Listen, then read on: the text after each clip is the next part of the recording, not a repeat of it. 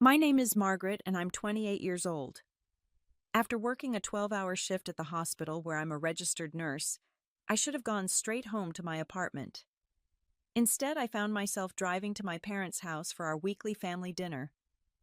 I was exhausted, my scrubs still smelled like disinfectant, and every muscle in my body ached. But I kept showing up week after week, hoping that maybe this time would be different. Maybe this time they'd see me the way they saw my older brother Bruce. Looking back now, I realize that night would be the last family dinner I'd ever attend. What happened changed everything, and what I said in response shocked them into complete silence. Before I tell you what happened that night, let me know where you're watching from in the comments below, and please hit that like button and subscribe for more real-life stories. Trust me, you won't believe what I did next. I was born into what most people would call a typical middle-class family in Ohio. My father, Frank, now 62, spent his entire career working at the local automotive plant. My mother, Patricia, 59, worked as a secretary at a law firm downtown. On paper, we looked like the perfect American family. But the reality was much more complicated. My older brother, Bruce, 31, was everything my parents ever wanted in a child. He graduated with honors from engineering school, landed a high-paying job at a tech company, married his college sweetheart Sandra, and they were already planning their second child. Bruce was the golden boy who could do no wrong. He was their pride and joy, their success story, their proof that they'd done something right as parents. Then there was me. From the time I was old enough to understand, I knew I was different. Not different in any objective way, but different in how my parents saw me. When Bruce brought home A's, they celebrated with his favorite dinner and bragging calls to relatives. When I brought home A's, they nodded and asked why I couldn't be more like Bruce in other areas too. The pattern started early and never stopped. When I turned 16, my parents forgot my birthday entirely. They were too busy helping Bruce prepare for a football scholarship interview. I spent that day alone in my room, waiting for someone to remember. No one did. But 2 weeks later, when Bruce scored the winning touchdown in his homecoming game, they threw him a surprise party that lasted until midnight. My high school graduation was on the same day as one of Bruce's college football games 3 hours away. My parents chose to drive to his game instead of watching me walk across the stage. I sat in the audience searching the crowd for their faces, but found only empty seats where they should have been. Later, they explained that Bruce's game was more important because it might lead to professional opportunities. When I graduated nursing school with honors, they did attend the ceremony. But throughout the entire event, they complained loudly about Bruce not being able to make it due to a work conference. During my graduation dinner, they spent 45 minutes on speakerphone with Bruce discussing his latest promotion, while my diploma sat forgotten on the table. Despite all of this, I never stopped trying. I called them every Sunday morning religiously. I attended every family gathering, even when I had to switch shifts at the hospital. I remembered their birthdays, their anniversary, and every holiday with carefully chosen gifts. I helped them set up their new television, taught my mother how to use her smartphone, and explained my father's medication schedule to him after his minor heart episode 2 years ago. I genuinely loved my job at the emergency department. There's something powerful about being there during someone's worst moment and helping them through it. I'd held the hands of scared children, comforted grieving families, and celebrated with patients who recovered against all odds. My colleagues respected me. My supervisor had recommended me for a leadership program, and I'd recently been recognized for saving a man's life during a particularly complicated cardiac arrest. But none of that seemed to matter when I walked through my parents' front door each week. In their eyes, I was still the disappointment, the child who chose a safe career instead of something ambitious like Bruce. They saw my nursing degree as settling for less, even though I'd found genuine purpose in healing others. That Tuesday evening started like every other family dinner. I'd just finished a particularly brutal shift in the emergency room. We'd treated 2 car accident victims, an elderly woman with pneumonia, and a teenager who'd overdosed on his mother's prescription pills. I was emotionally drained and physically exhausted, but I still stopped at the grocery store on my way to my parents' house. I picked up a bottle of their favorite wine, some fresh flowers for the dining room table, and a chocolate cake from the bakery section. It was the same routine I'd followed for years, always arriving with something to contribute, always hoping it would somehow earn me the warmth they showed Bruce. When I pulled into the driveway of the two-story house where I'd grown up, I noticed Bruce's silver SUV and Sandra's white sedan already parked there. The familiar pang of anxiety hit my stomach. Family dinners were always harder when Bruce and Sandra were there because it meant I'd spend the evening watching my parents dote on them while barely acknowledging my presence. I walked up the familiar brick pathway past the rose bushes my mother tended so carefully and knocked on the front door. My father opened it with a neutral expression that immediately shifted to a genuine smile when he saw the wine in my hand. "Oh, good you brought wine," he said, taking the bottle without looking at me. "Bruce was just telling us about his promotion opportunity." That was it. No, "How was work?" or "You look tired." Just appreciation for the wine and immediate redirection to Bruce's accomplishments. I followed him into the living room where my mother was arranging appetizers on the coffee table, while Bruce and Sandra sat comfortably on the couch, looking relaxed and happy. "Hi, everyone," I said, setting the flowers on the side table and placing the cake box on the kitchen counter. "Margaret," my mother said, without looking up from the cheese platter. "You're late." I glanced at the clock. I was exactly 3 minutes past 7, the time we'd agreed on. But Bruce and Sandra had clearly arrived earlier, and in my mother's mind that made me late. "Sorry, I stopped to pick up dessert," I explained, but she'd already turned back to Bruce, asking him about his latest project at work. I sat down in the armchair across from the couch, the same seat I'd occupied at every family gathering for the past 10 years. It was positioned slightly outside the main conversation circle, which seemed fitting given my role in this family. Bruce launched into a detailed explanation of his new role overseeing a team of junior engineers. His company was developing software for electric vehicle batteries, and he spoke with the confidence of someone who knew his audience was hanging on every word. My parents leaned forward, asking thoughtful questions and making impressed comments. "The salary increase is substantial," Bruce said, glancing at Sandra with a proud smile. "We're looking at houses in Riverside Estates now." "Oh, that's wonderful," my mother exclaimed, clapping her hands together. "Those are beautiful homes. Remember when we drove through there last Christmas, Frank?" I said those were the kind of houses successful people live in. My father nodded enthusiastically. "You've really made something of yourself, son. We're proud of you." The conversation continued in this vein for 20 minutes. Sandra shared news about their attempts to get pregnant with their second child. My parents responded with excitement and offers to help with anything they might need. They discussed vacation plans, home renovations, and Bruce's potential for climbing even higher in his company. I tried several times to join the conversation. When they mentioned electric vehicles, I brought up the training I'd recently completed on treating electrical burn injuries, thinking it might be relevant. No one responded. When they discussed the challenges of pregnancy, I offered to share some resources about prenatal nutrition that I'd learned about through my work with expecting mothers in the emergency room. My mother waved me off, saying Sandra's doctor would handle all of that. Finally, as we moved to the dining room for dinner, I decided to share something significant that had happened at work. The previous week, I'd been part of a team that saved a 55-year-old man who'd suffered a massive heart attack in our waiting room. It had been touch and go for 40 minutes, but we'd managed to stabilize him and get him to surgery. He'd sent a thank you card to our department specifically mentioning my quick thinking and recognizing the signs of his deteriorating condition.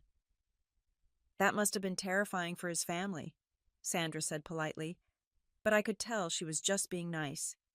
"It was," I agreed, "but it's moments like those that remind me why I love being a nurse.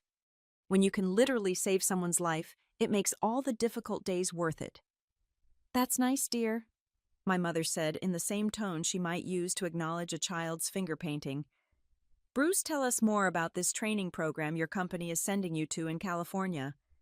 And just like that, my moment was over. The conversation flowed back to Bruce's opportunities, Bruce's success, Bruce's bright future. I sat there eating my mother's pot roast, feeling invisible in my own family. As dinner progressed, the familiar dynamics became even more pronounced. My mother had prepared all of Bruce's favorite dishes pot roast with her special gravy mashed potatoes made with extra butter, green bean casserole with the crispy onions on top, and fresh dinner rolls that she'd started making at 5 in the morning. She hadn't asked what I might want, and she'd included Brussels sprouts, which she knew I disliked, but Bruce loved. The conversation topics continued to revolve around Bruce and Sandra's life plans. They discussed their timeline for having children, their ideas for renovating their current house before they moved, and Sandra's plan to reduce her work hours once they had a second baby. "It's so smart that you two are planning everything so carefully," my father said, cutting another piece of pot roast. "That's what successful couples do. They make strategic decisions. Unlike some people who just drift through life without any real goals," my mother added. And although she didn't look at me, the implication was clear. I felt my jaw tighten. "I have goals," I said quietly. "I'm actually being considered for a charge nurse position, which would mean leading an entire shift in the emergency department." "That's nice," my father said dismissively. "But it's not really a career path with upward mobility, is it? I mean, you'll still just be a nurse." The phrase, "just a nurse," hit me like a physical blow. I'd spent 4 years in college, passed a rigorous licensing exam, and worked in one of the most demanding departments in healthcare. I'd saved lives, comforted families during their worst moments, and continued my education with specialized certifications. But to my father, I was just a nurse. "Nursing is a respected profession," I said, trying to keep my voice steady. "We're an essential part of the healthcare system." "Of course, dear," my mother said in that patronizing tone. "It's a fine job for women who want something stable, but Bruce is building something bigger. He's going to be managing entire teams making decisions that affect thousands of people." Sandra, who had been quiet during this exchange, suddenly spoke up. "Actually, Margaret, maybe you should think about going back to school. You could become a nurse practitioner or even a doctor. You're smart enough." Her words were meant to be encouraging, but they stung because they implied that what I was doing now wasn't enough. Everyone at this table believed that my current life and career were somehow insufficient, that I needed to become something else to have value. "I love being a bedside nurse," I said firmly. "I like taking care of patients directly. Not everyone needs to be in management or have an advanced degree to make a difference." "But don't you want more for yourself?" Bruce asked, and for the first time he seemed genuinely concerned rather than dismissive. "I mean, you're capable of so much more than emptying bedpans and giving shots." His characterization of my job was so reductive and insulting that I felt my face flush with anger. "That's not what nursing is," I said, my voice rising slightly. "I perform complex assessments, manage life support equipment, administer medications that require precise calculations, and make split-second decisions that can mean the difference between life and death." Okay, my father said, holding up his hands. "Let's not get emotional about this. We're just saying that maybe you should aim higher." "Like Bruce has," my mother added. "He's always been ambitious. Even in high school he had plans. Remember how he mapped out his entire college and career path junior year?" They were off and running again, reminiscing about Bruce's early signs of success, his leadership qualities, his natural ability to excel at everything he touched. I sat there listening to them rewrite history, making Bruce sound like he'd been a child prodigy when the truth was much more ordinary. What they conveniently forgot was that I'd had plans too. I'd known I wanted to be a nurse since I was 12 years old, after spending a week in the hospital with pneumonia. The nurses who cared for me had been kind, competent, and reassuring during a scary time. I decided then that I wanted to be that source of comfort for other people. I'd volunteered at the hospital throughout high school, maintained a high GPA, and worked part-time jobs to save money for college. I'd been accepted to 3 different nursing programs and chosen the one with the best clinical training opportunities. I'd graduated magna cum laude and passed my licensing exam on the first try. But none of that counted as having plans in my parents' eyes. The thing is, my father continued apparently warming to his theme. Bruce has always thought strategically about his future. He chose engineering because he knew it would be lucrative and stable. He picked a company with growth potential. He married Sandra because she's from a good family and shares his values. I looked at Sandra, wondering how she felt about being described as a strategic choice rather than a love match, but she seemed pleased by the compliment. And now they're planning their family expansion at exactly the right time, my mother added. They've established their careers, bought a house, built up savings. Everything in the proper order. The implication was clear, unlike me, who at 28 was still single, renting an apartment and working in a job they considered beneath my potential. Never mind that I was financially independent, happy with my career choice, and had deliberately focused on building my professional skills before committing to a relationship. Some people, my mother continued, just don't seem to have that kind of foresight. The breaking point came when the conversation shifted to future family responsibilities. Sandra had just finished describing their house hunting process when Bruce made an offhand comment that changed everything. You know, we should probably start thinking about long-term plans for you two as well, Bruce said, gesturing toward our parents. I mean, you're both in your 60s now. At some point, you might need help with things. My mother smiled fondly at him. Oh, Bruce, always thinking ahead. That's why we're so grateful to have you. Well, someone has to be responsible, my father said, shooting a meaningful glance in my direction. I felt something cold settle in my stomach. What do you mean by that? Just that Bruce has his life together, my mother explained. He has a stable career, a good marriage, financial security. If something happened to us, we know we could count on him. Whereas some people, my father added, are still figuring out their lives at almost 30 years old. The unfairness of this assessment hit me like a slap. I was the one with medical training. I was the one who lived closest to them. I was the one who had helped my father understand his medications, who had taught my mother how to monitor her blood pressure, who had advocated for them during their various medical appointments over the years. I'm a registered nurse, I said, my voice tight with suppressed anger. I probably know more about healthcare and aging than anyone at this table. If you needed care, I'd be the logical choice to help coordinate it. But you work such crazy hours, Sandra pointed out. How would you have time to take care of anyone else? And you're not married, my mother added. You don't have the stability that comes with a solid partnership like Bruce and Sandra have. Being married doesn't automatically make someone more capable of caregiving, I replied. And my schedule is flexible. I could arrange my shifts around any care needs you might have. My father laughed, but it wasn't a kind sound. Margaret, you can barely manage your own life. You're still renting that tiny apartment, you don't have any savings to speak of, and you've never even had a serious relationship. Each word was like a knife.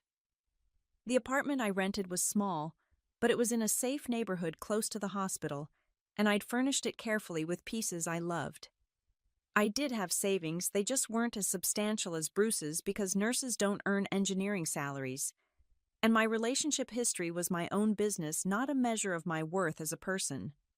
You know what your problem is, my mother said, and her voice carried a tone of finality that made everyone at the table pay attention. You've never learned to think beyond yourself. Bruce understands family responsibility. He makes decisions based on what's best for everyone, not just what he wants in the moment. That's not fair, I said, my voice shaking slightly. I've been thinking about this family for years. I'm the one who calls you every week. I'm the one who comes to every dinner, every holiday, every family event. I'm the one who helped Dad figure out his insurance when he was confused about the changes at work. Those are just small things, my father dismissed. We're talking about real responsibility, long-term planning, the kind of thinking that requires maturity. I stared at him in disbelief. Small things. When you had chest pains last year, who drove you to the emergency room at 2 in the morning, when mom fell and hurt her wrist, who stayed with her for 6 hours until you got home from your fishing trip. Anyone would have done that, my mother said with a wave of her hand. We're talking about bigger picture issues. Bruce understands what it means to be dependable. Plus, Sandra added, apparently feeling emboldened to join the criticism, Bruce has always been there for you both emotionally. He calls to check in, he visits regularly, he includes you in his life decisions. Margaret tends to be more distant. I felt like I was living in an alternate reality. I was the one who called every Sunday. I was the one who showed up for dinners even when I was exhausted from work. I was the one who remembered their preferences, their medical appointments, their concerns. But somehow in their minds, Bruce was the attentive child, and I was the distant one. I think Margaret has always been a little selfish, my mother continued as if I weren't sitting right there. Even as a child, she was more focused on her own interests than on what the family needed. That's not true, I protested, but my voice sounded weak even to my own ears. Remember when she wanted to go to that summer camp instead of helping with Grandma's move? My father asked. Or when she chose to work during Bruce's graduation party. I remembered both of those incidents very differently. The summer camp had been a program for students interested in healthcare careers, and I'd saved my own money to pay for it. But they'd wanted me to help pack up my grandmother's house during the same week. I'd offered to help before or after the camp, but they'd insisted it had to be that specific week. As for Bruce's graduation party, I'd been scheduled to work a double shift at the hospital where I'd just started as a new nurse. I'd tried to switch with someone, but it was my first month on the job and I couldn't find anyone to cover for me. I'd explained this to my parents, but they'd acted like I'd chosen work over family out of spite. You see, my mother said, as if those examples proved her point. Margaret has always put herself first. Bruce would have found a way to be there for family. The conversation continued in this vein for another 10 minutes with my parents and Sandra, listing all the ways Bruce was superior to me, all the evidence of my selfishness and lack of commitment to family. With each criticism, I felt smaller and more invisible. Finally, I couldn't take it anymore. Do you realize what you're doing right now? I asked, my voice rising. You're sitting here talking about me like I'm not even present. You're criticizing everything about my life and my choices, and you're doing it right in front of me. We're trying to help you understand why you need to make some changes, my father said sternly. Sometimes people need to hear hard truths. These aren't hard truths, I shot back. These are unfair characterizations based on your preference for Bruce over me. The words hung in the air for a moment, and I saw my parents exchange a glance. Then my mother's face hardened. That's exactly the kind of thing we're talking about, she said coldly. Always playing the victim. Always making everything about you. I'm not playing the victim, I said desperately.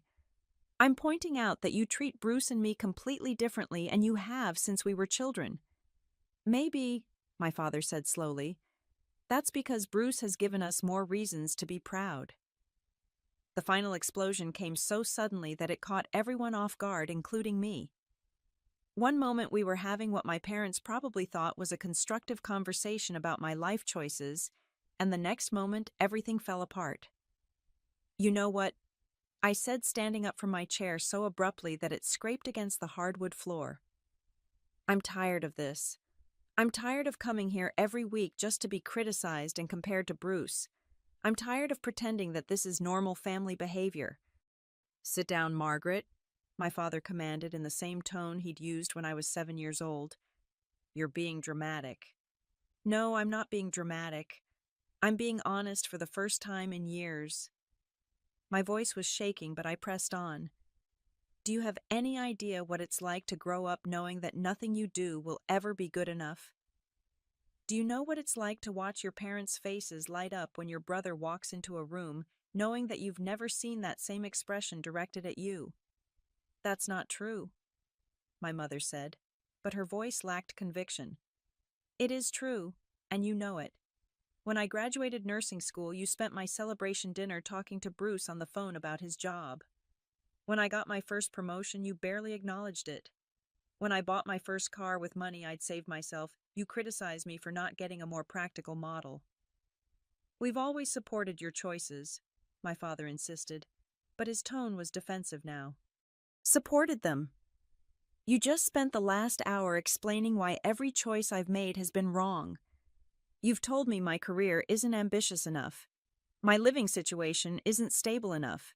My relationship status isn't committed enough. What exactly have you supported? Sandra shifted uncomfortably in her seat, clearly wishing she could disappear. Bruce looked like he wanted to say something but couldn't find the words. Margaret, you're overreacting, my mother said, but I could hear uncertainty creeping into her voice. Am I really? Because right now you're dismissing my feelings, just like you've dismissed everything else about me for the past 28 years. I started pacing behind my chair, the words pouring out of me like water through a broken dam. Do you want to know what I do at work? I save lives. Literally. Last week, I helped resuscitate a man who had been dead for 4 minutes. 4 minutes. His heart had stopped, and we brought him back. His wife hugged me and cried and said I was an angel. My voice cracked slightly, but I continued. I've held the hands of dying patients so they wouldn't be alone. I've taught new mothers how to breastfeed. I've comforted children who were afraid of getting shots. I've worked 16-hour days during flu outbreaks, and I've stayed late to make sure confused elderly patients understood their discharge instructions. We know you work hard, my mother said quietly, but you don't think it matters. You think I'm just a nurse who should aim higher. You think my job is emptying bedpans and giving shots. You have no idea what I actually do, and you've never bothered to learn. My father cleared his throat.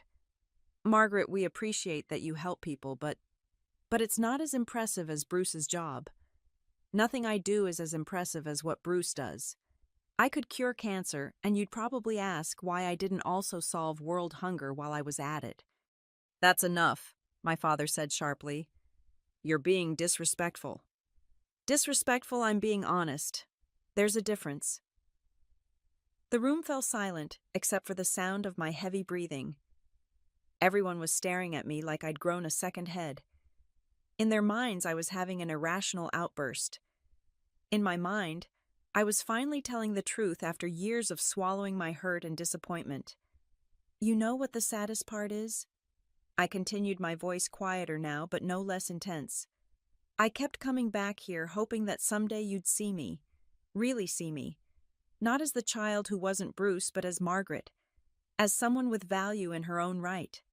My mother's eyes were filling with tears, but whether they were tears of guilt or frustration, I couldn't tell. I thought if I just tried hard enough, if I was successful enough in my own way, if I was helpful enough and present enough and loving enough, eventually you'd realize that I was worth loving too. We do love you, my mother whispered. No, you don't. You love the idea of having a daughter, but you don't love me. You love Bruce. You're proud of Bruce. You enjoy Bruce's company. I'm just the obligation you fulfill every week when I show up for dinner. The truth of those words hit everyone at the table like a physical force. Sandra looked stricken. Bruce looked guilty. My parents looked shocked, as if they'd never considered that their behavior might be perceived that way. That's when my father made the mistake that changed everything. You know what, Margaret, he said, his voice rising with anger. Maybe we would be prouder of you if you gave us more to be proud of. Maybe if you stopped feeling sorry for yourself and actually accomplished something meaningful, we'd have a different relationship. Frank, my mother warned, but he was just getting started. I'm tired of walking on eggshells around your feelings. Bruce doesn't need constant validation because he's secure in his achievements. He doesn't blame us for his problems because he takes responsibility for his own life. Each word was like a hammer blow, but I stood there and took it, feeling something hard and cold crystallizing in my chest. You want to know the truth, my father continued, apparently interpreting my silence as submission. Sometimes I wish you were never born. The words hit the air like a physical slap. My mother gasped. Sandra's hand flew to her mouth. Bruce said, "Dad, no." But my father wasn't finished. "We wish you were never born. Life would be so much simpler without all your drama and your constant need for attention." My mother, instead of contradicting him, nodded slowly. "Maybe that's harsh, but sometimes, yes, sometimes I wish things were different." The silence that followed was absolute. No one moved. No one breathed. The grandfather clock in the hallway ticked loudly, marking the seconds as 28 years of hope died inside me. And then something remarkable happened. Instead of collapsing, instead of crying, instead of begging them to take it back, I felt a strange sense of peace wash over me. The pretense was finally over. The truth was finally out. They'd said what they really felt, and now I was free to respond accordingly. I straightened my shoulders, wiped my eyes with the back of my hand, and looked directly at my parents. "Perfect," I said, my voice steady and calm. "Then you won't need me when you're old." The effect of my words was immediate and electric. My father's face went from angry red to pale white in the span of 3 seconds. My mother's mouth opened and closed like a fish gasping for air. Sandra gripped Bruce's arm so tightly that he winced. "Maggie, wait," Bruce said, using my childhood nickname for the first time in years. Dad didn't mean that. He was angry. "Oh, he meant it," I replied, surprised by how calm I sounded. "And you know what? He's absolutely right. Life would be simpler. Simpler for you to call Bruce when you need rides to doctor appointments. Simpler for you to ask Sandra to help with groceries when you can't drive anymore. Simpler for you to figure out your medications without a registered nurse in the family." I moved around the table, slowly speaking directly to each of them. "It'll be simpler for you to find someone else to explain insurance paperwork when you're confused. Simpler to find a different person to stay with you during medical procedures when you're scared. Simpler to call someone else at 2 a.m. when you think you're having a heart attack." "Margaret, stop," my mother said, tears streaming down her face now. "You're being vindictive. I'm being honest. Just like you were honest about wishing I was never born." I looked directly at her. "Do you remember when you had that kidney stone last year? You called me crying because the pain was so bad you couldn't think straight. I came over immediately, drove you to the emergency room, and stayed with you for 8 hours until they got your pain under control." She nodded, unable to speak. "I held your hand while they put in the IV. I explained every procedure to you in terms you could understand. I advocated for you with the medical staff when they wanted to discharge you too early. I brought you home and stayed the night to make sure you were okay." "Yes, you did," she whispered. "And the whole time I was thinking about how glad I was that I could be there for you. How grateful I was that my medical knowledge could help someone I loved feel less scared and more informed." I paused, letting that sink in. "But according to what you just said, you wish that person had never been born." My father tried to interject. "Margaret, you're taking this too far." "Am I, because I'm just following your logic to its natural conclusion?" I turned to face him fully. "Remember 6 months ago when you were worried about those chest pains? You didn't want to bother Bruce because he was busy with his promotion. So you called me. I came over, took your vital signs, asked you detailed questions about your symptoms, and convinced you to let me drive you to get an EKG." His face was gray now, and he was gripping the edge of the table. It turned out to be nothing serious, just stress and indigestion. But I stayed with you through all the tests because I could see how frightened you were. I explained the results to you and Mom in terms you could understand. I helped you make follow-up appointments and set up a system for monitoring your blood pressure at home." "I remember," he said quietly. "That was the daughter you wish had never been born. The one who dropped everything to make sure you were okay. The one who used her professional knowledge to help keep you healthy and informed." I let that sit for a moment. "So you're right. Life will be much simpler without all that." Sandra was crying now too, and Bruce looked like he wanted to disappear entirely. I've spent 28 years trying to earn love that you freely give to Bruce. I continued, my voice growing stronger with each word. I've sacrificed my time, my energy, my peace of mind for this family. I've rearranged my schedule around your needs, celebrated your achievements, and supported you through difficulties. You have, my mother admitted through her tears.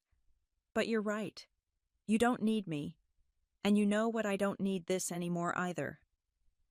I walked to the kitchen counter where I'd left my purse and keys. When I turned back around, they were all staring at me with expressions I'd never seen before. Fear, panic, the dawning realization that they might have pushed too far. Margaret, let's talk about this rationally. My father said, his voice taking on a pleading tone I'd never heard from him. We're past talking, Dad. You said what you really think. You wish I'd never been born. Well, congratulations. As of right now, you got your wish. What do you mean? My mother asked, though I could tell she already knew. I mean, I'm done. Done with these dinners where I'm criticized and compared to Bruce. Done with phone calls where you barely listen to what I'm saying. Done with being treated like a disappointment and an obligation. I slung my purse over my shoulder and picked up my keys. I'm going to change my phone number tomorrow. I won't be coming to any more family gatherings. You won't receive birthday or Christmas gifts from me anymore. When you need medical advice or help navigating healthcare decisions, you'll have to figure it out yourselves or ask Bruce. You can't be serious, Bruce said, standing up from his chair. I'm completely serious. You wanted life without me. You got it. My mother was sobbing now. Margaret, please. We said things we didn't mean. No, Mom. You said things you did mean but never intended to say out loud. There's a difference. I walked toward the front door but turned back for one final statement. For 28 years, I've been trying to be the daughter you wanted. Starting tomorrow, you get to find out what life is like without the daughter you actually had. And with that, I walked out of my childhood home for the last time. The first few days after I left that dinner were surreal. I sat in my apartment Tuesday night staring at my phone and waiting for someone to call. Part of me expected my mother to reach out with an apology or Bruce to try to mediate. But my phone stayed silent. Wednesday morning, I followed through on my promise and changed my phone number. The woman at the cellular store asked if I wanted to keep the same number and just change carriers, but I told her I needed a completely new number. She looked at me curiously but processed the change without questions. That afternoon, I created new email addresses and changed my contact information at work, at my bank, and with my landlord. I was methodical about it, making sure there was no way for my family to reach me through any of the usual channels. By Thursday, I realized they were trying to contact me. When I arrived at work for my evening shift, the charge nurse told me someone named Bruce had called asking for me. I instructed her to tell anyone from my family that I wasn't available and couldn't receive personal calls during work hours. Friday brought flowers to my apartment building. The delivery person buzzed my unit, and when I saw Patricia Henderson on the card through the window, I refused the delivery.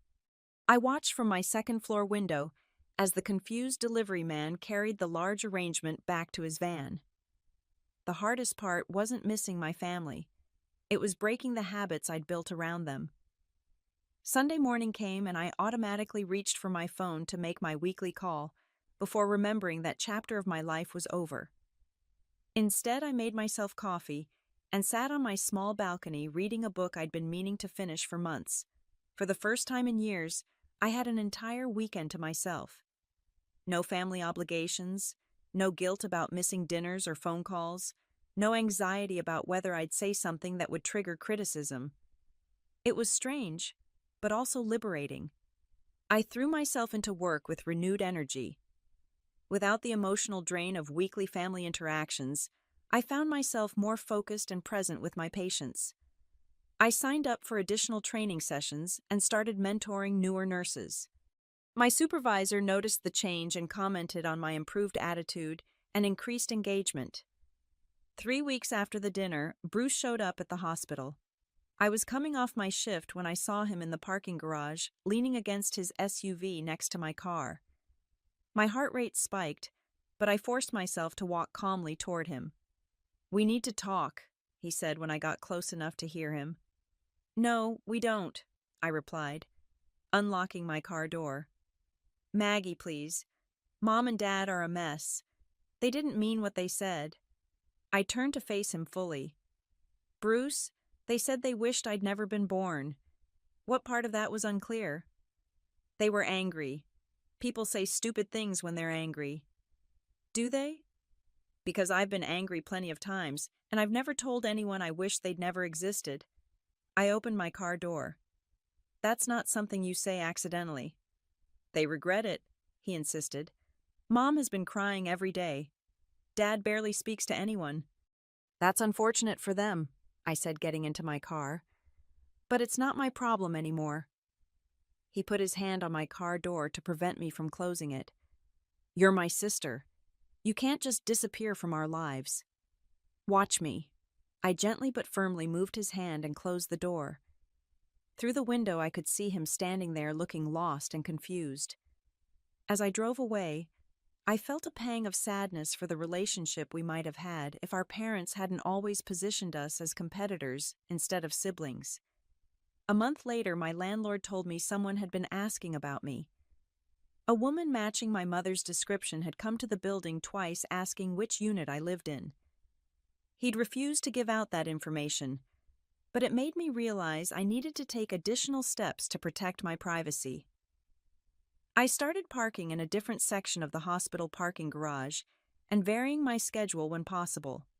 I asked my closest work friends not to share any information about me with people who might be family members. It felt paranoid, but I knew my parents well enough to know they wouldn't give up easily. The hardest moment came 6 weeks after our final dinner. I was grocery shopping when I saw my mother in the produce section of the store. She looked terrible, thin and tired, with dark circles under her eyes. For a moment, my resolve wavered. This was the woman who had raised me, who had bandaged my scraped knees and taught me to drive. But then I remembered her nodding along when my father said they wished I'd never been born. I remembered years of criticism and comparison, of feeling invisible and undervalued in my own family.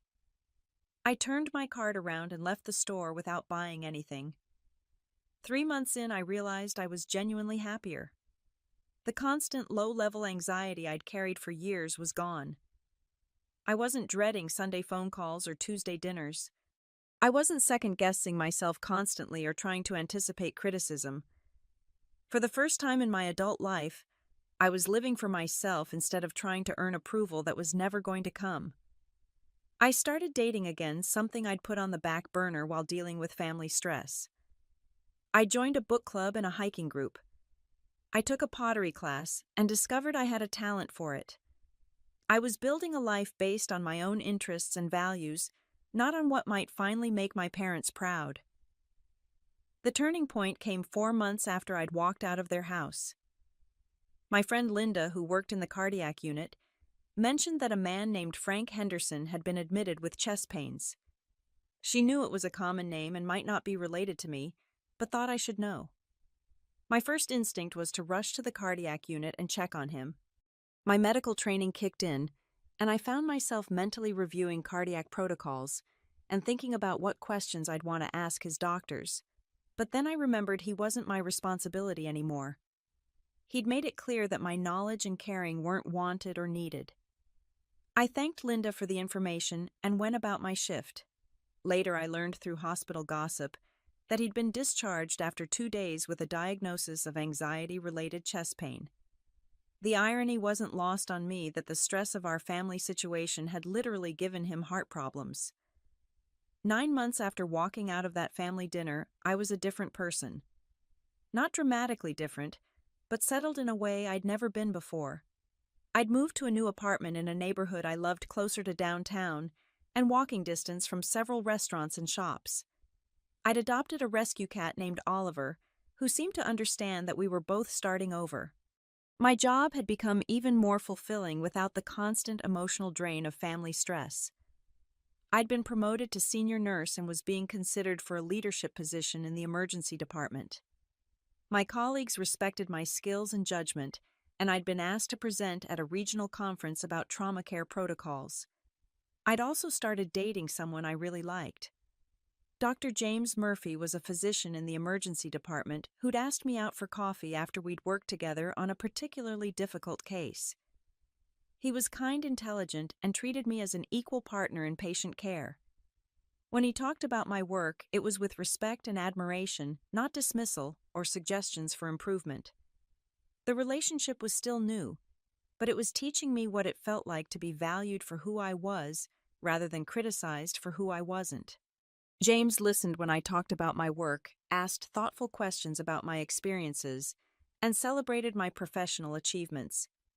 It was a revelation to realize that this was how healthy relationships were supposed to function. I'd also built a chosen family of friends who genuinely cared about me. Linda from the cardiac unit had become a close friend, and we had dinner together twice a week. Sarah from my hiking group had invited me to spend Thanksgiving with her family when she learned I'd be alone. Marcus from my book club and I had started a tradition of trying new restaurants together once a month. These relationships were based on mutual respect and genuine affection, not obligation or blood relation. When I accomplished something at work, they celebrated with me. When I was having a difficult day, they offered support without judgment. When I shared my thoughts and feelings, they listened without trying to fix me or change me. The contrast with my biological family was stark. For the first time in my life, I understood what it meant to be truly accepted. I'd heard updates about my family through the hospital grapevine. My father had been treated for anxiety and had started seeing a therapist. My mother had apparently been asking mutual acquaintances if they'd seen me always describing herself as worried about my well-being. Bruce had been promoted to the management position he'd wanted, but according to someone who knew Sandra, the stress of the family situation had put strain on their marriage. Part of me felt sad about their struggles, but I reminded myself that these were consequences of their own choices. They'd created this situation with their words and actions. They were dealing with the results of treating one child as valuable and the other as disposable. The real test of my resolve came when I received an unexpected visitor at work. It was a Tuesday evening in late fall, when the security guard at the emergency department entrance called to tell me someone was asking for me. When I went to the front desk, I found Sandra standing there looking nervous and uncomfortable. "Margaret, I know you don't want to see any of us," she began, "but I'm here about something important." I considered walking away, but something in her expression made me pause. "What is it?" "Your mom is in the hospital. Valley General not here. She had a stroke yesterday." The words hit me like a physical blow. Despite everything that had happened, despite the months of separation and anger, my mother was still my mother. My medical training immediately kicked in, and I found myself asking questions about her condition, her treatment, her prognosis. "She's stable," Sandra said quickly. "But it was significant. She's having trouble with speech and movement on her left side. Your dad is with her, but he's not handling it well. He keeps asking the nurses questions they can't answer, and he's getting frustrated because he doesn't understand the medical terminology." I could picture it perfectly. My father's scared and confused trying to navigate a healthcare system he didn't understand, struggling to advocate for his wife without the medical knowledge to ask the right questions or interpret the answers he received. "Bruce is trying to help," Sandra continued, "but he doesn't know anything about medical stuff either. We keep thinking about how you would know what questions to ask, what the doctors really mean when they use technical terms." It was a masterful appeal, and Sandra was smart enough to frame it in terms of my expertise rather than my family obligation. She was acknowledging that I possessed knowledge and skills they needed, rather than simply demanding that I show up because I was related to them. "I'm sorry this happened," I said carefully, "but I'm not part of your family anymore. Remember," Sandra's eyes filled with tears, "Margaret, I know what they said was awful. I know they hurt you in ways that can't be easily forgiven. But this is different. This is about whether your mom gets the best possible care and support during her recovery." She was right, and she knew it. This wasn't about family loyalty or forgiveness or reconciliation. This was about my professional knowledge and personal integrity. Could I stand by and let my mother receive substandard care because I was angry at my parents? "What exactly are you asking me to do?" I said finally. "Could you just talk to her doctors, not as her daughter, but as a medical professional? Help us understand what we're dealing with and what questions we should be asking." It was a reasonable request, framed in a way that respected my boundaries while acknowledging my expertise. Sandra had clearly thought this through carefully. I stood there for a long moment weighing my options. I could maintain my boundaries and refuse to get involved. I could compromise those boundaries and risk being drawn back into family drama. Or I could find a middle path that honored both my professional ethics and my personal limits. "I'll make one phone call," I said finally, "to her attending physician. I'll ask for a clinical summary of her condition and treatment plan. Then I'll explain it to you and your family in terms you can understand. That's it. One phone call, one explanation, and then I'm done." Sandra nodded eagerly. "That would help so much. Thank you. But I want to be clear about something," I continued. "This doesn't change anything between me and my parents. I'm doing this because it's the right thing to do medically, not because I'm ready to reconcile or forgive." "I understand," she said quietly. I made the phone call that night after my shift ended. Dr. Rodriguez, my mother's neurologist, was professional and thorough in explaining her condition. She'd suffered what he classified as a moderate ischemic stroke affecting the left side of her brain. Her speech and motor functions were impacted, but there was reason for optimism about recovery with proper rehabilitation. The next morning, I met Sandra at a coffee shop near the hospital and spent an hour explaining everything Dr. Rodriguez had told me. I translated the medical terminology into plain English, outlined the expected recovery timeline, and provided a list of questions they should ask about rehabilitation options and follow-up care. "Will you come see her?" Sandra asked, as we were getting ready to leave. "No," I said firmly. "I've done what I can do professionally. The rest is up to you and the medical team." Sandra looked like she wanted to argue, but she simply nodded and thanked me for my help. 3 days later, I received a handwritten letter at my apartment. The envelope had my mother's shaky handwriting on it, clearly written with her non-dominant hand. Inside was a single sheet of paper with just a few words. "Thank you for helping even when we didn't deserve it. I'm sorry for everything. I love you." I read the letter 3 times, then put it in a drawer. It was a start, but it wasn't enough. Words on paper couldn't undo 28 years of feeling second best. An apology written from a hospital bed couldn't erase the damage of being told I should never have been born. But it was something. For the first time since that horrible dinner, one of my parents had acknowledged that they'd been wrong and that I'd been wronged. It wasn't much, but it was more than I'd ever received from them before. I didn't respond to the letter, but I didn't throw it away either. I left it in the drawer, a small symbol of possibility in a relationship that might someday be repairable, though it would never be the same. What I'd learned over those 9 months was that I didn't need their approval to have value. I didn't need their love to be worthy of love. I'd built a life filled with meaningful work, genuine friendships, and the kind of respect I'd always craved from my family.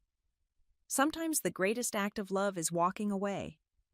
And sometimes the family that matters most is the one you choose for yourself. I'd chosen to surround myself with people who saw my worth, who celebrated my achievements, and who treated me with the kindness and respect every person deserves. For the first time in my life, I was enough exactly as I was. And that realization was worth more than any apology or attempt at reconciliation could ever be.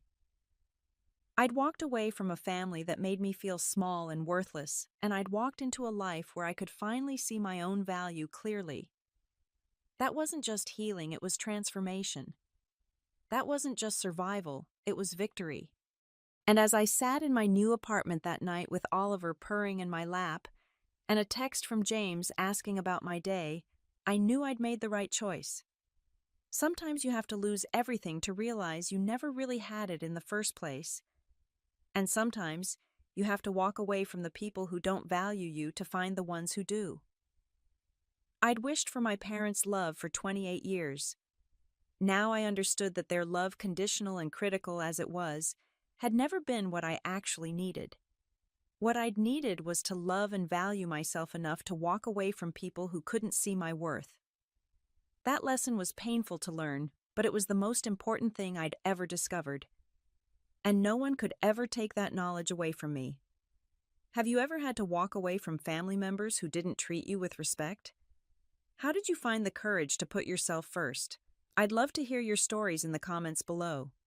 And if this resonated with you, please give this video a like and subscribe for more real-life stories about setting boundaries and finding your self-worth. Share this with someone who might need to hear that they deserve better than conditional love. Thank you for listening to my story, and remember that you are valuable exactly as you are. Sometimes the people who are supposed to love us most are the ones who see us least clearly. But that doesn't mean we have to accept their version of who we are. I hope wherever you are in your own journey, you find the strength to surround yourself with people who celebrate you instead of constantly trying to change you. You deserve nothing less than genuine love and respect. Take care of yourselves, and I'll see you in the next video.